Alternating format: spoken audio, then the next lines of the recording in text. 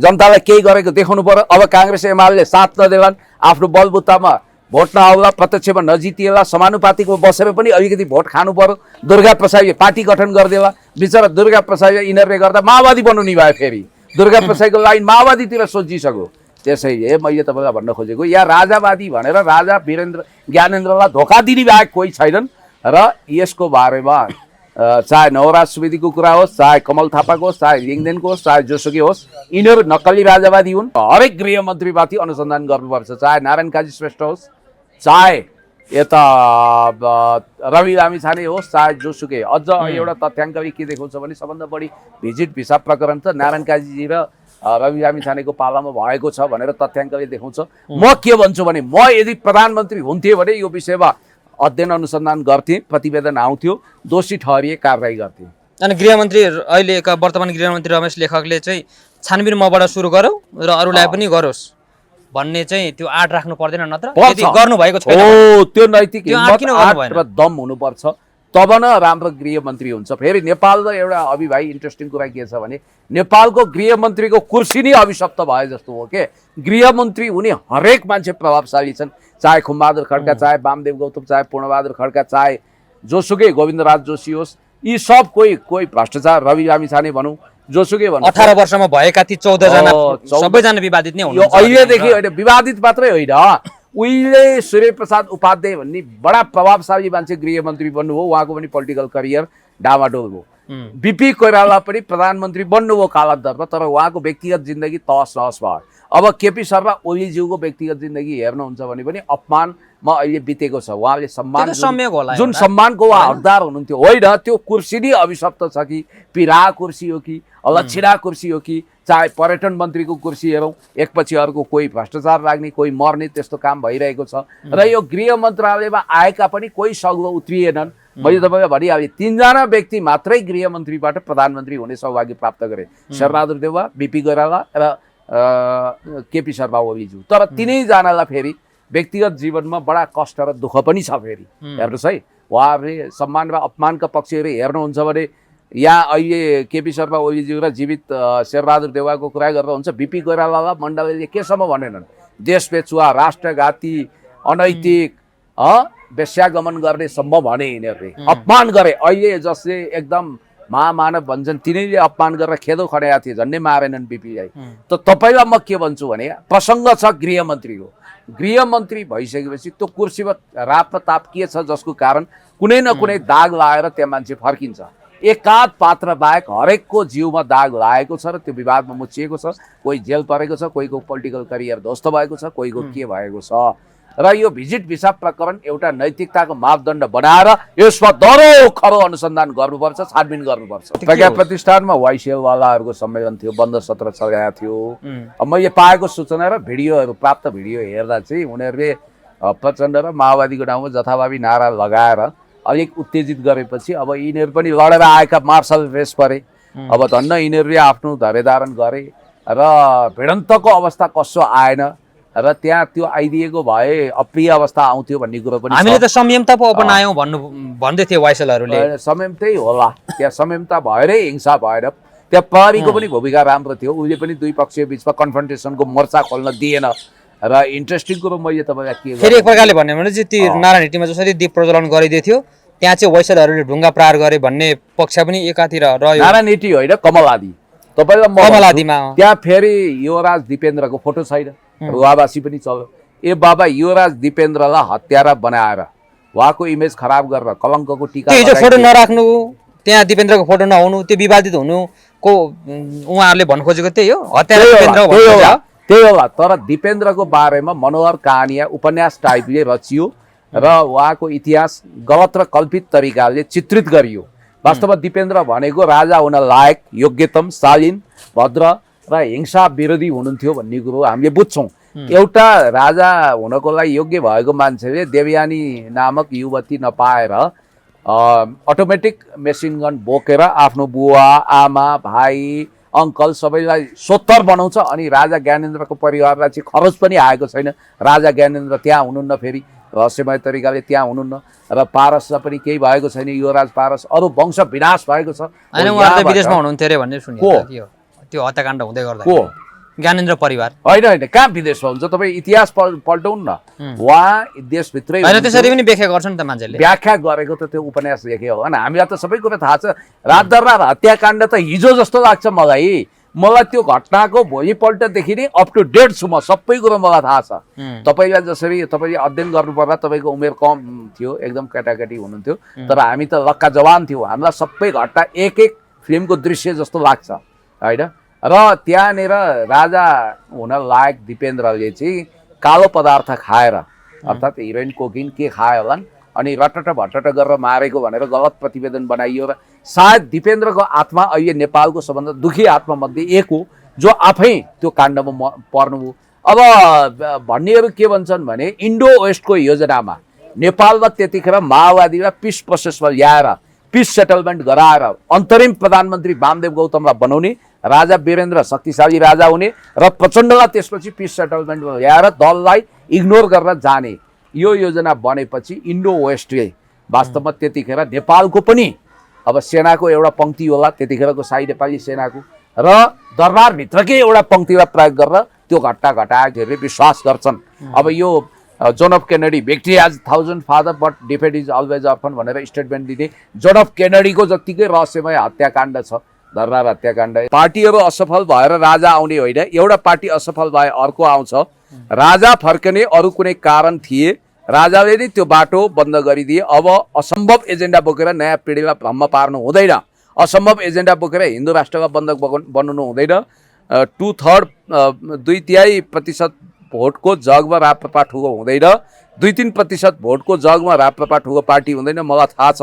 अन्ततः तपाईँहरू मेरै बाटोमा आउनुपर्छ अहिले गालीको आरोप खेपेर भने पनि तपाईँहरूको लागि म बलियो घर बनाउनु छु र यो यसो भनेर उहाँले गणतन्त्र स्पष्ट रूपमा स्वीकारेर नेकपा एमालेको तर्फबाट यो आन्दोलनमा केही इनोसेन्ट मान्छे बाहेक को राजावादी छन् लिङ्गदेन र तपाईँ राजावादी भन्नुहुन्छ लिङ्गदेन त राप्रपामा कमल थापाको कार्यकर्ता हो र लिङ्गदेनले गणतन्त्र उहिले स्वीकारेको कमल थापा सँगसँगै स्वीकारेको लिङ्गदेन प्रचण्डको सरकारमा गइसकेका छन् उप प्रधानमन्त्री खाइसकेका छन् कमल थापाले 72 को संविधानमा हस्ताक्षर गर्दा लिङ्गदेन त्यो पार्टीको महामन्त्री थिए प्रज्ञा प्रतिष्ठानमा वाइसिएलवालाहरूको सम्मेलन थियो बन्द सत्र चलाएको थियो अब मैले पाएको सूचना र भिडियोहरू प्राप्त भिडियो हेर्दा चाहिँ उनीहरूले प्रचण्ड र माओवादीको ठाउँमा जथाभावी नारा लगाएर अलिक उत्तेजित गरेपछि अब यिनीहरू पनि लडेर आएका मार्शल रेस परे अब धन्न यिनीहरूले आफ्नो धैर्यधारण गरे र भिडन्तको अवस्था कसो आएन र त्यहाँ त्यो आइदिएको भए अप्रिय अवस्था आउँथ्यो भन्ने कुरो पनि हामीले त संयमता पो अपनायौं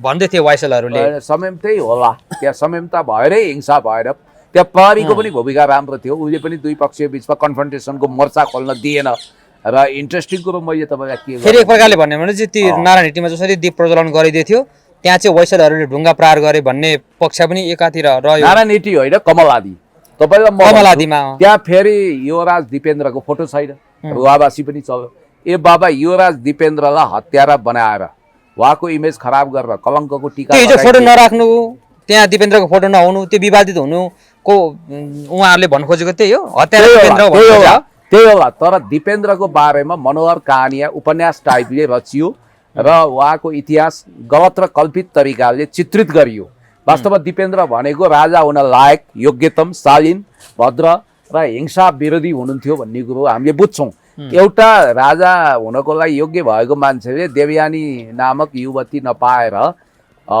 अटोमेटिक मेसिन गन बोकेर आफ्नो बुवा आमा भाइ अङ्कल सबैलाई सोत्तर बनाउँछ अनि राजा ज्ञानेन्द्रको परिवारलाई चाहिँ खरच पनि आएको छैन राजा ज्ञानेन्द्र त्यहाँ हुनुहुन्न फेरि रहस्यमय तरिकाले त्यहाँ हुनुहुन्न र पारसलाई पनि केही भएको छैन युवराज पारस अरू वंश विनाश भएको छ दर्शकबिन नमस्कार आज हामी हाम्रो देशको समसामयिक राजनीतिक घटनाक्रममा रहेर कुराकानी गर्नेछौँ यति बेला हामीसँग कुराकानी गर्नको लागि युवा नेता पुण्य गौतम हुनुहुन्छ यहाँलाई स्वागत छ सर धन्यवाद नमस्ते अब विशेष गरी यो राज संस्था पुनर्स्थापना गर्छौँ भन्ने व्यक्तिहरूले एउटा सङ्गठनले राप्रपाले चाहिँ यो 6औं दिनमा आज आन्दोलन उहाँहरूको निरन्तर छ यो विषयमा अहिले हामी कुराकानी गरौँला र विशेष गरी यो एमालेको अहिले एउटा जुन अभियान छ नि सर म झोले हुँ भन्ने प्रकारको तपाईँ पनि एमालेको झोले हो त्यो सम्माननीय प्रधानमन्त्रीज्यूले अति नै गरेपछि न्यु खोजेपछि जवाफी हमला शाब्दिक हमला गर्नुभएको र उहाँले एउटा टर्मिनोलोजी क्वाइन गर्नु हो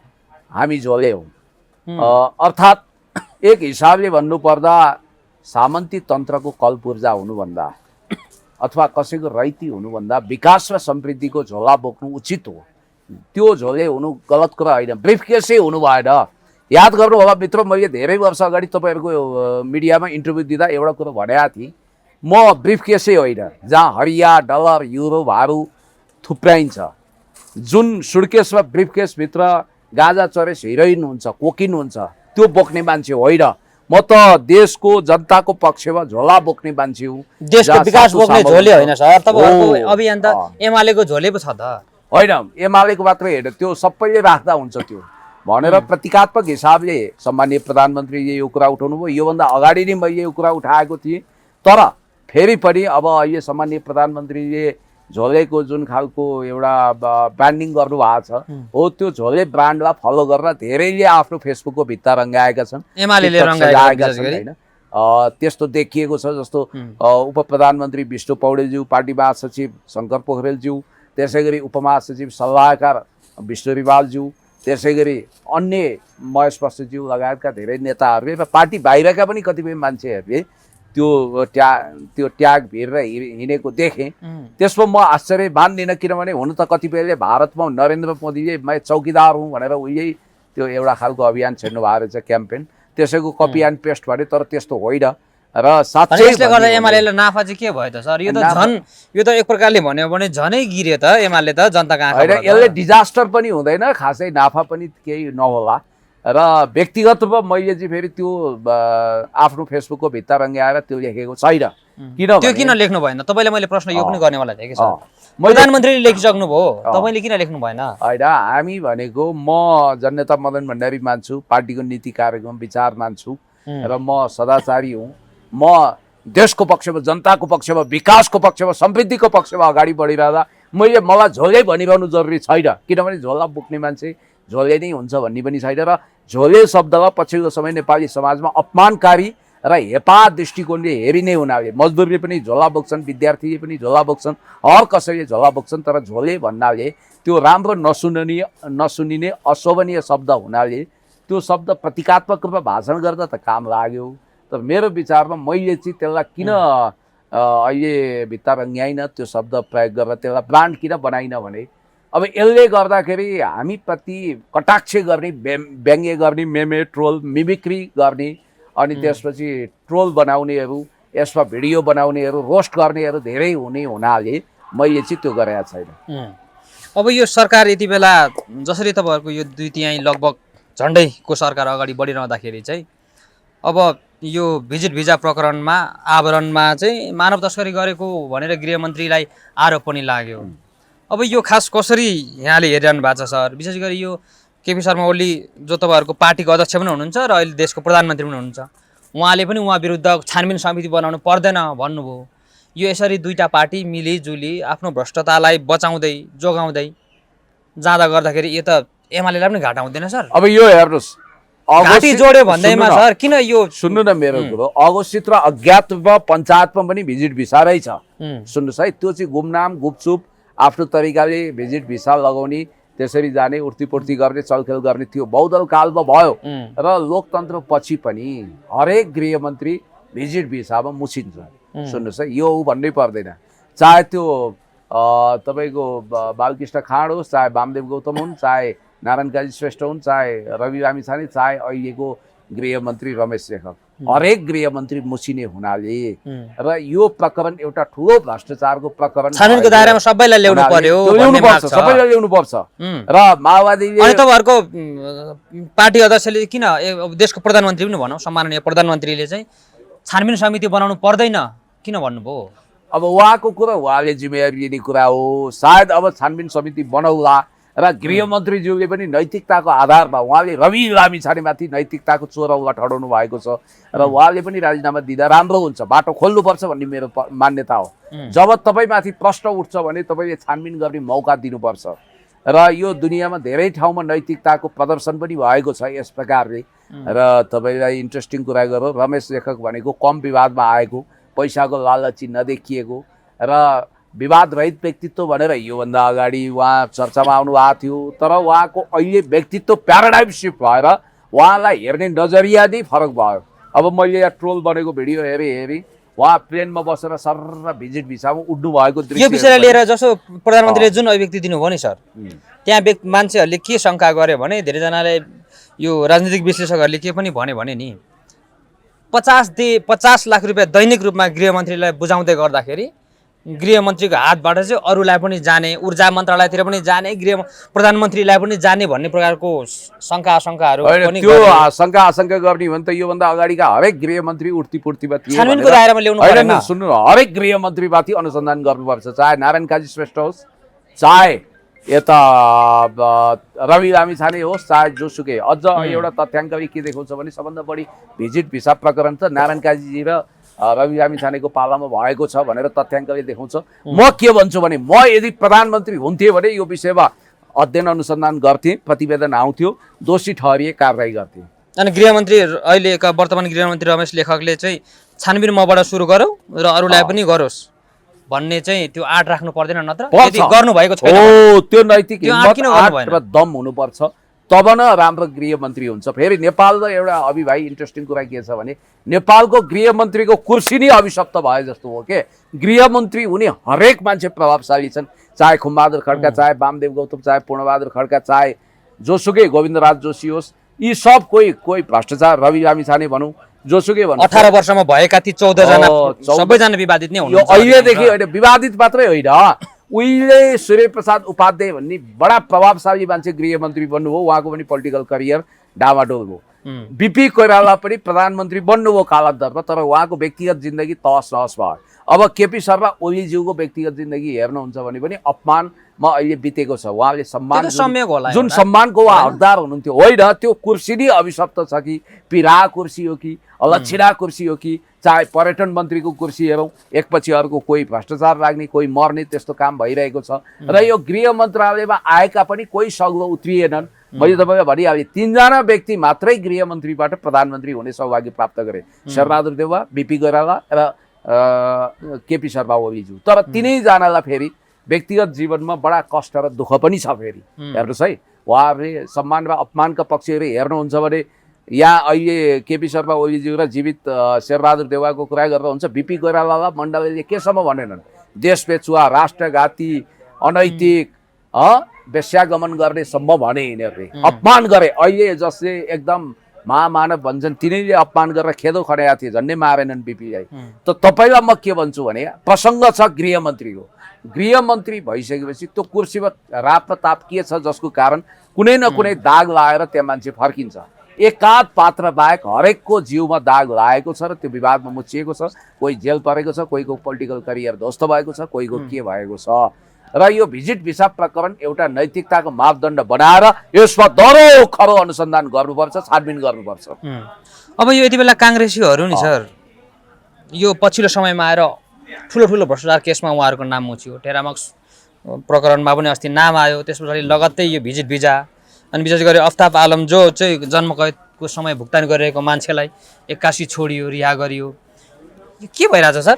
यो अहिलेको यो नेतृत्व, केपी शर्मा ओली नेतृत्वको यो सरकारमा यस्ता घटनाहरू घटिरहँदाखेरि यो सरकार असक्षम भयो, विरोध जसरी भइरहेछ यही कारणले गर्दा हो भन्छन्। अब यो चाहिँ लिटल नलेज भन्छु म यसलाई। जुडिसियरी इन्डिपेन्डेन्ट छ। हाम्रो मन्टेस्क्यूले प्रतिपादन गरेको सेपरेसन अफ पावरको विधि अनुसार जुडिसियरी इन्डिपेन्डेन्ट हुन्छ, त्यो अटोनोमस हुन्छ र जुडिसियरीको प्रोसेसलाई एक्जिक्युटिभ वा लेजिस्लेचर पार्लियामेन्टले हस्तक्षेप गर्न पाउँदैन। र यहाँ न्यायालयभित्र भएको जुन खालको फैसला छ, जिल्ला अदालतको फैसलालाई हामी सबैले स्वागत गरौँ। वाह क्या बात, हिम्मतका साथ माननीय न्यायमूर्तिले आफ्नो अदालतलाई न्यायको मन्दिर प्रमाणित गर्दै फैसला सुनाउनु भयो र गम्भीर किसिमको ज्यान मुद्दामा सर्वस्वसहित ज्यान कैद दिलाउनु भयो। मोहम्मद अफ्ताब आलम लगायतका त्यो खुङ्खार अपराधमा मुछिएका भनिएकाहरूलाई भन्ने कुरा पहिला जनताले तारिफ गरे। तर अहिले खुसी प्रसाद थारूज्यू माननीय न्यायाधीश हुनुहुन्छ, त्यस्तै अर्को एकजना माननीय न्यायाधीश पनि हुनुहुन्छ। उहाँहरूको संयुक्त इजलासले, वीरगञ्ज इजलास भन्दो रहेछ त्यसलाई, त्यो इजलास चाहिँ जनकपुरबाट होइन, जनकपुरबाट उहाँहरूले एउटा फैसला सुनाउनु भयो कि अफ्ताब आलम सम्बन्धी त्यो घटना घटेकै थिएन, उहाँहरूलाई बाइज्जत बरी गरौँ, रिहा गरौँ, त्यो उहाँ संलग्न हुनुहुन्न भनेर। जबकि राष्ट्रिय मानवाधिकार आयोगको प्रतिवेदन हेर्नुहोस्, एमनेस्टी इन्टरनेसनलको प्रतिवेदन हेर्नुहोस्, अथवा प्रहरीले त्यतिखेर ढिलै सही तर प्राकृतिक मुचौका उठाएको थियो, घटनास्थलको रेकी गरेको थियो र बडो मेहनत गरेर त्यतिखेरको अवस्था मैले तपाईँलाई भनिहाल्नु, अनलाइन खबरमा सारा खबर छापिएको छ। हामीले न्यायालयलाई सम्मान गर्छौँ र आशा यो पनि गर्छौँ कि सर्वोच्च अदालतमा यो मुद्दा जाँदैछ र त्यहाँबाट दुधको दुध पानीको पानी छुट्टिन्छ, पीडितहरूले न्याय पाउनेछन्। अब जस्तो एकजना जयनारायण भन्ने श्रीमन नारायण भन्ने बुढा बाबैले आफ्नो 3 बिघा जग्गा खर्च गरेर आफ्नो छोराको आत्माले शान्ति पाओस् भनेर न्यायको लडाइँ लडिरहनु भएको छ। त्रिलोकको होइन कस्तो पीडा छ, कस्तो ऊ छ र त्यहाँ कुनै घटना त भएका हुन्, तर यहाँ अब शम्भु थापा पूर्व न्यायाधीश जो सुशीला कार्की हुनुहुन्छ उहाँहरूले भन्नुभयो जस्तै गरी त्यहाँ राजनीतिक नियुक्ति हुने होइन। शम्भु थापालाई यो भन्ने अधिकार छैन। शम्भु थापाजी उहाँहरूलाई त्यो उहाँहरूले भन्नुभएको छ नि। शम्भु थापाजीलाई म भन्छु, शम्भु थापाजी तपाईँ त्यही व्यक्ति हो जो वकिलहरूको काफिला लिएर गएर त्यहाँ जिल्ला अदालतमा बहस गर्न जानुभएको थियो। के भनेर बहस गर्नुभयो? मोहम्मद अफ्ताब आलम यो घटनामा संलग्न छैनन् भनेर बहस गर्ने मान्छे पनि फेरि शम्भु। होइन, मैले भन्नु खोजेको त्यहाँ चाहिँ मैले भन्नु खोजेको न्यायाधीश पनि राजनीतिक नियुक्ति हुन्छन् भन्ने प्रश्न उहाँहरूको भनाइलाई सामग्री लिएर हामीले भनेको छ। प्रभाव राजनीतिक प्रभाव परेको जस्तो देखिँदैन। न्यायालयको भुललाई जुत्ताको घाउलाई जुत्ताले दिएको पार्छ। अब न्यायको सर्वोच्च मन्दिर भनेको सर्वोच्च अदालत हो। पुनरावेदन अदालतप्रतिको हाम्रो भरोसा टुट्यो, फ्याक्ट भनिदिन्छु। हामी सम्मान गर्छौँ, यद्यपि न्यायालयलाई न्यायको मन्दिर भन्छौँ, कन्टेम्प अफ कोर्टवाला हामी कुरा गर्दैनौँ। हामी अदालतको इज्जत गर्छौँ, सम्मान गर्छौँ। कतिपय कुरा त हामीले अझ एकदम डेन्टिङ पेन्टिङ पनि गर्दैका छौँ अदालतको सवालमा, होइन। अदालत, सेना, अख्तियार आदि इत्यादि प्रहरीको विषयमा हामीले पोजिटिभ बोल्नुपर्छ भन्ने मलाई लाग्छ। त्यति हुँदाहुँदै इन्टरनेसनल जुरिस्प्रुडेन्स, नेसनल ल आदि इत्यादि, क्रिमिनल ल आदि इत्यादिको आधारमा नजिरहरू हेरेर प्रहरीले बडो मेहनत गरेर त्यहाँ प्रतिवेदन बनायो। किनभने घटनास्थलको बारेमा सारा जानकारी बटुल्ने पत्रकार होस् या मिडियाकर्मी अथवा त्यहाँका सुरक्षाकर्मी, अनुसन्धान अधिकृतहरू के भन्छन् भने जुन घरमा विस्फोट भयो त्यो घर भनेको उहाँको काका शेख इद्रिसको घर हो, जो 2014 सालको पनि MP, 15 सालको MP हुनुहुन्थ्यो र उहाँ भट्टराईजीको क्याबिनेटमा मन्त्री पनि हुनुहुन्थ्यो र उहाँकै भतिजो यिनै अफ्ताब आलम 51 सालदेखि त्यहाँ चुनाव जित्दै आएका छन् र बम बनाउने क्रममा अफ्ताब आलमको काकाको घरमा, शेख इद्रिसको घरमा बम बनाइयो र त्यहाँ अचानक एकजनाले चुरोट सल्काउँदा विस्फोटन भयो र विस्फोटनले केही मान्छेहरू ठाउँको ठाउँ स्पट डेथ भयो र केही मान्छे घाइतेहरू, हात उछिट्टिएका, खुट्टा उछिट्टिएका, बचाऊ बचाऊ भन्दै पानी मागिरहेको, छटपटाइरहेको अवस्थामा जुटको बोरामा कोचेर ट्र्याक्टरमा हालेर टायर गाडामा हालेर लगेर इटाभट्टामा पोलियो र कोही त चल्मलाई पनि रहेका थिए र त्यस्तो विभत्स जुन बर्बर हत्याकाण्ड भयो। मानव राक्षस एक हिसाबले विलियम शेक्सपियरको नाटक मर्चेन्ट अफ भेनिसको पात्र, सहयोगभन्दा पनि खुङ्खार खालका पात्रहरू जस्ता कडाभन्दा कडा सजाय अदालतले दिनु पर्थ्यो, जिल्ला अदालतले दियो। तर आज म अफ्ताब आलमको एउटा भिडियो पनि आएको छ, मलाई केही भएको छैन, म तन्दुरुस्त छु आदि इत्यादि भनेर उहाँले हस्पिटलको बेडबाट पनि भन्नुभएको छ। अब कतिपय मिडियाले चाहिँ उहाँले बर्र आएर हत्याकाण्ड आफैले गरेर स्वीकार गर्नुभएको छ भनेर पनि भिडियो कुदायो। त्यो चाहिँ अप्रमाणित कुराको पछाडि जानु हुँदैन। त्यो कतिपय मनोहर कहानिया पनि युट्युब फेसबुकको कन्टेन्ट बनाइन्छ, त्यो बेग्लै कुरा हो, सेन्सेसनल इस्यु पस्किन्छ। यो केसमा म यति मात्रै भन्छु कि यसमा पोलिटिकल हातै हुँदैन, यसमा पोलिटिक्सले केही पनि गर्न सक्दैन। र याद गर्नु होला, हुन त गगन थापादेखि शेरबहादुर देउवासम्म कन्दनी कसेर अफ्ताब आलम बचाउन लागेकै हो। पहिला सम्माननीय प्रधानमन्त्रीज्यूले स्पष्ट कुरा राख्नु भएको थियो यो विषयमा। हामीले त पत्रकार सम्मेलन नै गरेका थियौँ र अहिले जुन पीडित पक्ष छ त्यो चाहिँ पीडकबाट भयङ्कर तर्सिरहेको, किनभने सोलेको गब्बर सिंह जस्तो छवि त्यहाँ मोहम्मद अफ्ताब आलमको छ भन्ने कुरा आएको छ। र मेरो त नजिकै जिल्ला हो, इन्ट्रेस्टिङ कुरो। म स्टिफेन हकिङसे परिकल्पना गरेको टाइम मेसिनमा बसेर पुराना दिनहरूमा फर्किन्छु। त्यतिखेर म निजगढमा आमसभामा भाषण गर्दै थिएँ। हामी चैत्र 64 साल चैत्र 29 या 30 गतेको दिन हो त्यो, र त्यही बेलामा मलाई थाहा भयो र हामीलाई थाहा भएको कुरा न्यायालयलाई कसरी थाहा भएन भन्छु क्या म। त्यस कारणले गर्दाखेरि अब आशा गर्नु सर्वोच्च अदालत न्यायको मन्दिर हो। इन्ट्रेस्टिङ कुरो के छ भने सर्वोच्च अदालतमा आफ्नो तास पार्टनर मानिएका पार्टनर रञ्जन कोइराला पूर्व DIGलाई पत्नी हत्याको अभियोगमा सर्वस्वसहित ज्यान कैद दिएको थियो। ज्यान कैदको सजाय चोलेन्द्र शमशेर जङ्गबहादुर राणा कालान्तरमा प्रधान न्यायाधीश हुनुभयो, उहाँको इजलासले उहाँलाई बाइज्जत रिहा गरेको थियो। किनभने उहाँहरू तास पार्टनर हुनुहुन्थ्यो अरे के कुनै समय भन्नाले पछि सर्वोच्चले आफ्नो निर्णयलाई आफै फैसलालाई उल्टाएको छ। भ्याकेटमा अथवा जुडिसियल रिभ्यूमा गएर उल्टाउन सकिन्छ, सर्वोच्चकै फैसला पनि उल्टाउन सकिन्छ, इन्टरनेसनल क्रिमिनल कोर्टमा दाबी गर्न सकिन्छ, अनेक आधारहरू छ। खैर यो विषयमा या पोलिटिकल म्यानिपुलेसनको कुरा नगरौँ, न्यायालयभित्रको एउटा विडम्बना हो र यो विडम्बनालाई न्यायालय आफैले सच्याएर अदालत अहिले पनि न्यायको मन्दिर हो भन्ने प्रमाणित गर्नेछ। ठिक छ सर, अब अलिकति विषयान्तर गरौँ।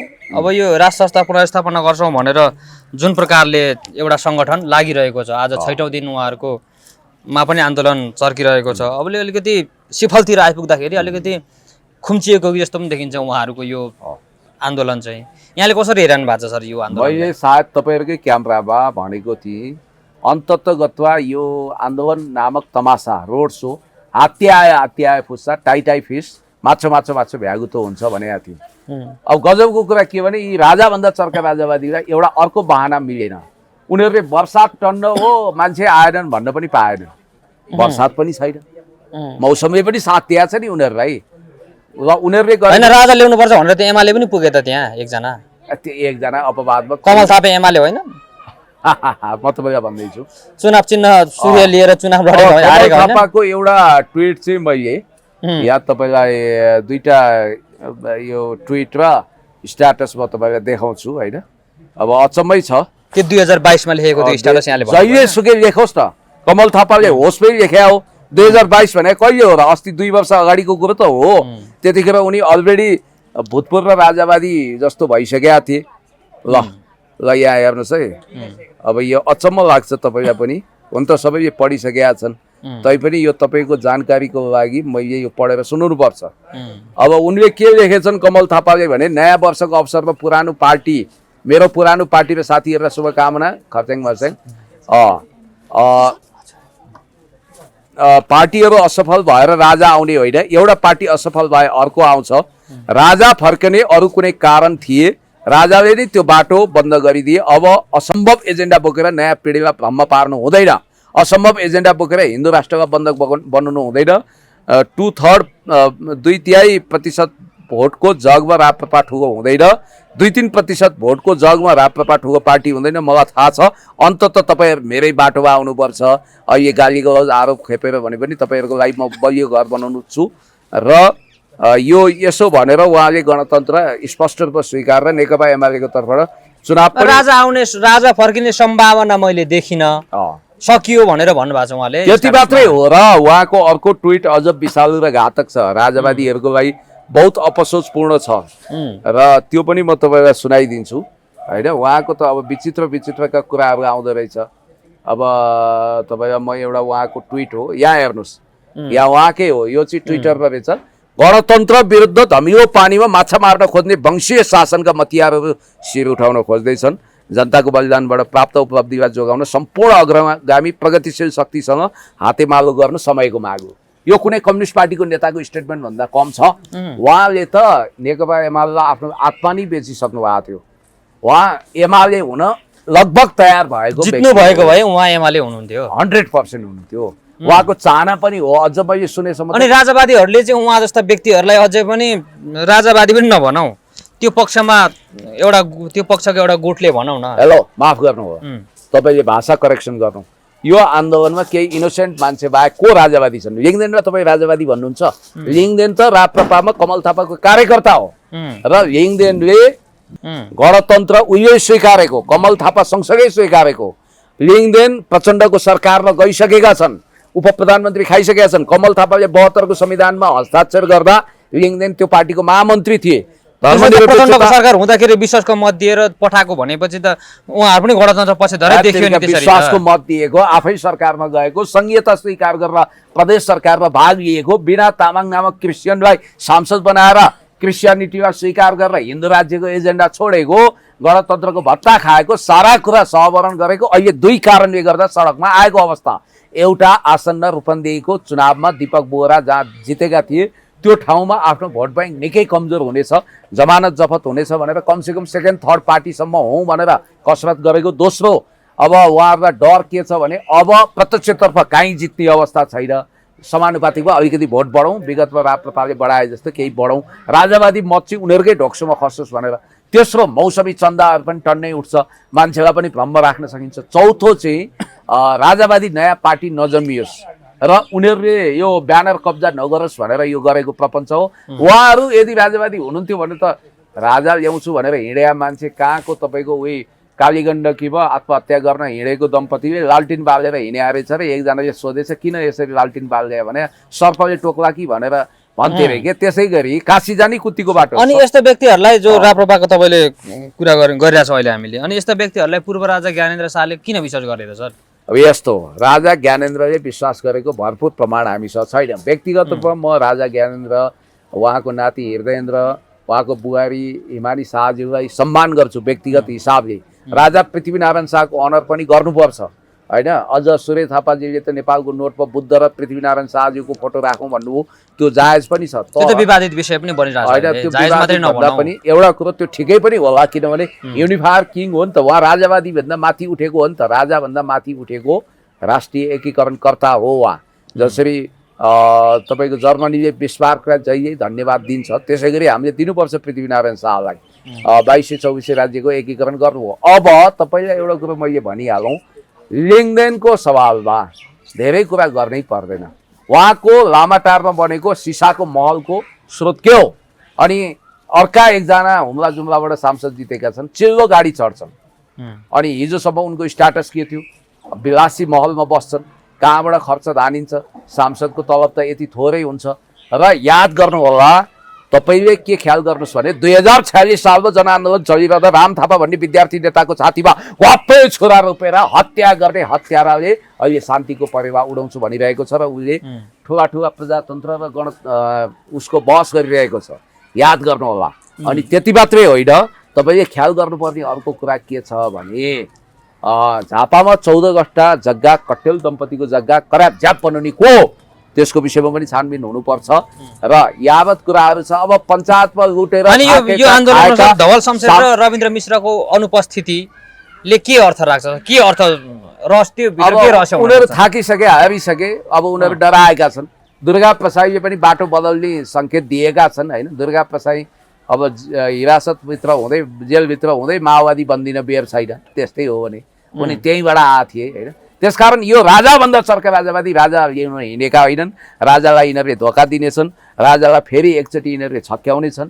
यिनीहरूको उद्देश्य भनेको राजा र धर्मलाई भोट ब्याङ्क बनाउने हो यति हो यिनीहरूको उद्देश्य अब हिजो हेर्नुहोस् तपाईँले मलाई गणतन्त्र पक्षधरहरूको जुन तीनटा ठुला दलहरू छन् उहाँहरू त्यति बेला डराएको अवस्था के डराउनु अब दिन दुगुना रात चौगुनाको दरले खुम्चिँदै सिफल चौकमा हेर्नुभयो किन चाउरिस मरिच आफ्नै रागले भने जस्तो 500 मान्छे पनि थिएनन् त्यहाँ त्यो बिचमा चिच्याइरहेको अवस्था थियो होइन यी लगभग अब हामी अहिले जहाँ इन्टरभ्यू गरिरहेको छौँ यो इटाटोल भन्छ यसलाई त्यो सिफलको 25% मान्छे त अहिले यहीँ छन् यहीँ चिया पिउँदैछन् यतै वरिपरि भन्ने बित्तिकै त्यहाँ कति मान्छे थिए भनेर तपाईँ अनुमान गर्न सक्नुहुन्छ होइन अनिश्चितकालीन आन्दोलन यो जुन व्यवस्था नै परिवर्तन गर्छौँ भनेर त्यो अगाडि बढेको आन्दोलनमा कहिले बढी आज बढी घटी भोलि बढी त होला नि त्यो सिफल चौरको जुलुसले त वडा अध्यक्ष पनि ल्याउन सक्दैन तपाईँ यति कुरा ख्याल गर्नुहोस् त्योभन्दा 10 गुणा बढी जनमास ऊ हर्क साम्पाङले अस्ति पुल बनाउँदाखेरि त्योभन्दा 10 गुणा मासलाई उतार्नु भएको थियो याद गर्नु होला श्रमदानमा त्यति धेरै मासहरू थिए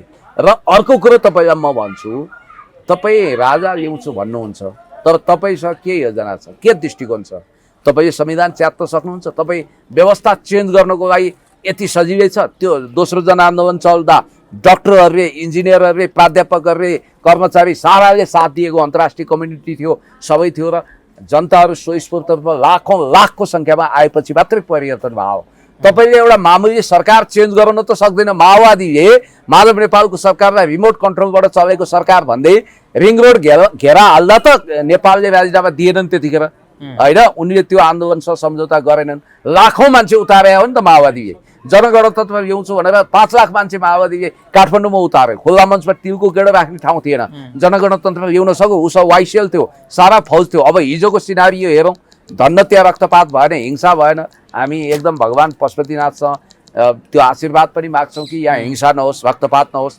हिजो एउटा अप्रिय अवस्था आउन सक्थ्यो किनभने हजारौँको सङ्ख्यामा वाइसिएलहरू प्रज्ञापति स्थानमा थिए माओवादी यसै पनि भिडन्तको मुडमा देख्छु म प्रचण्डले आदेश दिइसकेका छन् इटको जवाफ पत्थरले दिनुहोस् भने त भिडन्त गर्नुहोस् भने हो नि प्रचण्डले त मोर्चा खोलिसकेका छन् लडेर आएको जात हो सर त्यो हिजो मैले यहाँलाई प्रश्न गरेँ त्यो घटना हिजो कसरी हुन पुग्यो कति जानकार हुनुहुन्छ तपाईँ जसरी यो परिवार हत्याको विषयलाई लिएर यो स्मरणमा चाहिँ त्यो दीप प्रज्वलन गर्दै गर्ने एउटा कार्यक्रम थियो त्यहाँ होइन अब एक्कासी त्यो वैसलहरूसँग कसरी त्यो वार हुन पुग्यो त्यो प्रज्ञा प्रतिष्ठानमा वाइसेलवालाहरूको सम्मेलन थियो बन्द सत्र चलेको थियो अब मैले पाएको सूचना र भिडियोहरू प्राप्त भिडियो हेर्दा चाहिँ उनीहरूले प्रचण्ड र माओवादीको ठाउँमा जथाभावी नारा लगाएर अलिक उत्तेजित गरेपछि अब यिनीहरू पनि लडेर आएका मार्सल रेस परे अब धन्न यिनीहरूले आफ्नो धैर्यधारण गरे र भिडन्तको अवस्था कसो आएन र त्यहाँ त्यो आइदिएको भए अप्रिय अवस्था आउँथ्यो भन्ने कुरो पनि हामीले त संयमता पो अपनायौँ भन्दै थियो वाइसलहरूले संयमतै होला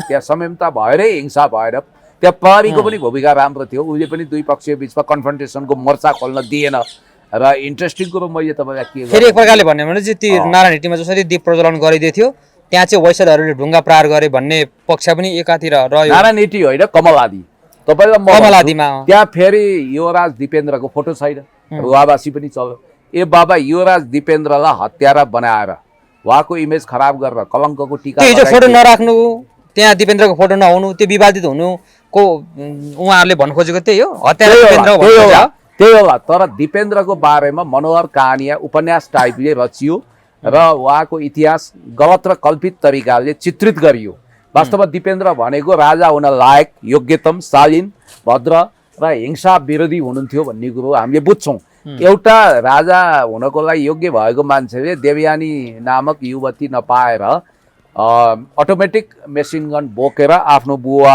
आमा भाइ अङ्कल सबैलाई सोत्तर बनाउँछ अनि राजा ज्ञानेन्द्रको परिवारलाई चाहिँ खरच पनि आएको छैन राजा ज्ञानेन्द्र त्यहाँ हुनुहुन्न फेरि रहस्यमय तरिकाले त्यहाँ हुनुहुन्न र पारसलाई पनि केही भएको छैन युवराज पारस अरू वंश विनाश भएको छ विदेशमा हुनुहुन्थ्यो अरे भन्ने सुनियो त्यो हत्याकाण्ड हुँदै गर्दा को ज्ञानेन्द्र परिवार होइन होइन कहाँ विदेशमा हुन्छ तपाईँ इतिहास पल्टाउनु न उहाँ देशभित्रै त्यसरी पनि व्याख्या गर्छ नि त मान्छेले व्याख्या गरेको त त्यो उपन्यास लेख्यो हो हामीलाई त सबै कुरा थाहा छ रातदरबार हत्याकाण्ड त हिजो जस्तो लाग्छ मलाई त्यो घटनाको भोलिपल्टदेखि नै अप टु डेट छु म सबै कुरो मलाई थाहा छ तपाईँलाई जसरी तपाईँले अध्ययन गर्नु पर्दा तपाईँको उमेर कम थियो एकदम केटाकेटी हुनुहुन्थ्यो तर हामी त लक्का जवान थियौँ हामीलाई सबै घटना एक एक फिल्मको दृश्य जस्तो लाग्छ होइन र त्यहाँनिर राजा हुन लायक दिपेन्द्रले चाहिँ कालो पदार्थ खाएर अर्थात् हिरोइन कोकिन के खायो होलान् अनि रटट भटट गरेर मारेको भनेर गलत प्रतिवेदन बनाइयो र सायद दिपेन्द्रको आत्मा अहिले नेपालको सबभन्दा दुखी आत्मामध्ये एक हो जो आफै त्यो काण्डमा पर्नुभयो अब भन्नेहरू के भन्छन् भने इन्डो वेस्टको योजनामा नेपालमा त्यतिखेर माओवादीलाई पिस प्रोसेसमा ल्याएर पिस सेटलमेन्ट गराएर अन्तरिम प्रधानमन्त्री वामदेव गौतमलाई बनाउने राजा वीरेन्द्र शक्तिशाली राजा हुने र प्रचण्डलाई त्यसपछि पिस सेटलमेन्टमा ल्याएर दललाई इग्नोर गरेर जाने यो योजना बनेपछि इन्डो वेस्टले वास्तवमा त्यतिखेर नेपालको पनि अब सेनाको एउटा पङ्क्ति होला त्यतिखेरको शाही नेपाली सेनाको र दरबारभित्रकै एउटा पङ्क्तिलाई प्रयोग गरेर त्यो घटना घटाएकोहरूले विश्वास गर्छन् अब यो John F Kennedy victory has 1000 father but defeat is always orphan भनेर स्टेटमेन्ट दिने जोन अफ केनेडीको जत्तिकै रहस्यमय हत्याकाण्ड छ दरबार हत्याकाण्ड यसको पहेँली पाटो पक्षको विषयमा हामीले धेरै व्याख्या विश्लेषण गरेर फाइदा पनि छैन त्यसैले मैले तपाईँलाई भन्न खोजेको के भने कुरो र कुलोलाई जता लगे पनि लान्छ र यो राजेन्द्र लिङ्गदेन र ज्ञानबहादुर साई उर्फ ज्ञानेन्द्र साई भनेको यिनीहरू राजावादी थिएनन् पनि बरु राजेन्द्र लिङ्गदेनको त लिगेसी राष्ट्रवादी विद्यार्थी मण्डलबाट आएको हुनाले धङधङी होला ह्याङओभर होला अब उनी अहिले कमल थापालाई आफ्नो सबभन्दा ठुलो माइबाप ठान्छन् उनले भोलि राजै कमल थापा भनिदिनु बेर छैन त्यसकारण अहिले कमल थापाको रुवावासी लडीबुडी केही अर्थ छ हिजो गणतन्त्रवादी हामीभन्दा चर्को गणतन्त्रवादी बनेर यिनी आए कमल थापा र म अहिले पनि के भन्छु भने तपाईँलाई राजा चाहिएको छ भने राष्ट्रिय सहमतिमा जानुहोस् एमाले काङ्ग्रेस माओवादी सहितको एउटा बृहत्तर सहमतिले भू राजनीतिक अवस्थामा एक थान राष्ट्रपतिको सट्टा राजा अपरिहार्य छ भनेर यदि राष्ट्रिय सहमति भयो र त्यसमा अन्तर्राष्ट्रिय लिगेसी सहितको एउटा सहमति भयो भने त्यसले डिक्लेयर गर्छ नवराज सुवेदीले राजा ल्याइदिने म तपाईँलाई भन्छु कमल थापा नवराज सुवेदी लिङ्गदेन हिजोको इन्टरभ्यू हेर्नुहुन्न तपाईँको स्वागत नेपाल भन्ने मान्छेले म आज पनि सम्झना गर्छु राजावादीको प्रतिकार गर्न जुलुस निकाल्नुपर्छ भनेर हामीलाई बोलाउने तिनै मान्छे हुन् मेरो अफिसमा राजावादीमा इन्ट्री छैन, जो छ त्यो यहाँबाट निस्क भन्थे। अनि उनले नि मदन भण्डारीलाई जसले मारे तिनै राजावादीहरूले राजाको हत्या गरे भनेर अस्ति बोल्थे, आज चाहिँ फलाना तिलाना ढिस्कानाले राजा मारे भन्छन्। नयाँ जोगीले बढी खरानी हैन, उहाँको विचार सुन्नु न, यहाँ त नेपालले त्यसैको उपलब्धिमा तपाईँलाई पठाउनु भएको छ। छोड्नु यहाँ भमरा छ, म यस्तो यो गलत फुल सुन्दिनँ। र तपाईँलाई अर्को कुरो म के भन्छु भने सुन्नुहोस् है, बरु हाम्रो डेलीराम खनालजी जस्ता निष्ठावान, उहाँ आफूलाई राष्ट्रवादी भन्नुहुन्छ, उहाँहरूले चिन्ता र सरकार व्यक्त गर्नुभएको छ।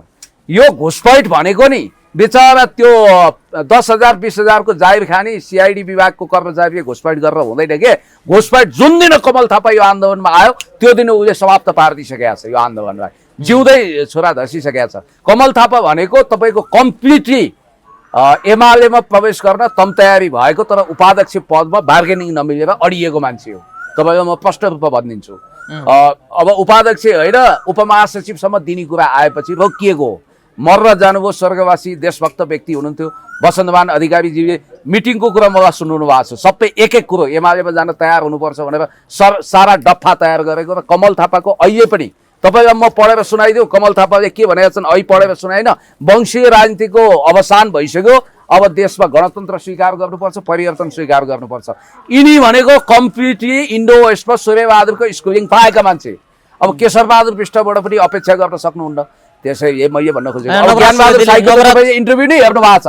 युवराज पारसलाई भए नभएको कुरामा लाञ्छित गरेर त्यसो त नवराज सुवेदी जो हुनुहुन्छ उहाँले त राष्ट्रपालले कन्स्पिरेसी थ्योरी यसरी बुझ्नुपर्छ कि जो मान्छे अब राजा ज्ञानेन्द्र होइन पारस होइन हृदयेन्द्रलाई बनाउनु पर्छ भनेर आछन् नि, ती सबै भनेको इन्डो वेस्टको भत्ता खाएका वास्तविक राजा विरोधी तिनै हुन्। तिनैले यो एजेन्डालाई समाप्त पार्छन्। फेरि तिनीहरूले किन राजाको कुरा गरे इन्ट्रेस्टिङ छ।